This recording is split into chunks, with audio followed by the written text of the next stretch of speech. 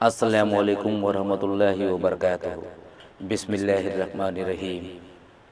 حضرت عمر بن خطاب رضی اللہ عنہ فرماتے ہیں، رسول اللہ صلی اللہ علیہ وآلہ وسلم نے فرمایا، جو شخص رات کو اپنی معمول کی مکمل یا کچھ نفل نماز سے سویا رہا، پھر اس نے اسے صبح کی نماز کا وقت ختم ہونے اور مقروہ وقت گزرنے کے بعد سے ظہر کی نماز تک پڑھ لیا تو یوں سمجھو اس نے رات ہی کو پڑھی۔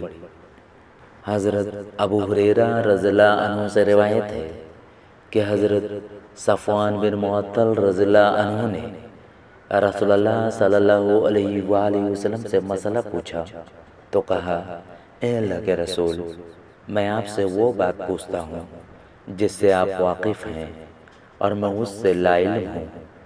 نبی صلی اللہ علیہ وآلہ وسلم نے فرمایا، وہ کیا چیز ہے؟ انہوں نے کہا، کیا رات اور دن کے اوقات میں سے کوئی ایسا وقت بھی ہے جس میں نماز پڑھنا مکروہ ہے؟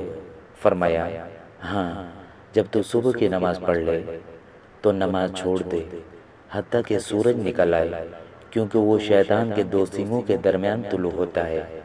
پھر نفل نماز پڑھ، کیونکہ اس وقت میں نماز میں فرشتے حاضر ہوتے ہیں اور وہ قبول ہوتی ہے حتیٰ کہ سورج تیرے سر پر نیزے کی طرح کھڑا ہو جائے۔ جب وہ نیزے کی طرح تیرے سر پر ہو تو نماز ترک کر دے، کیونکہ اس وقت جہنم دہکائی جاتی ہے اور اس کے دروازے کھولے جاتے ہیں حتیٰ کہ سورج تیری دائیں طرف ڈھل آئے۔ جب وہ ڈھل جائے تو اس وقت کی نماز میں فرشتے حاضر ہوتے ہیں اور وہ قبول ہوتی ہے۔ اس کے بعد سنتیں نفل وغیرہ پڑھ سکتے ہو حتیٰ کہ تو عصر کی نماز پڑھ لے، پھر نماز چھوڑے رکھ حتیٰ کہ سورج غروب ہو جائے۔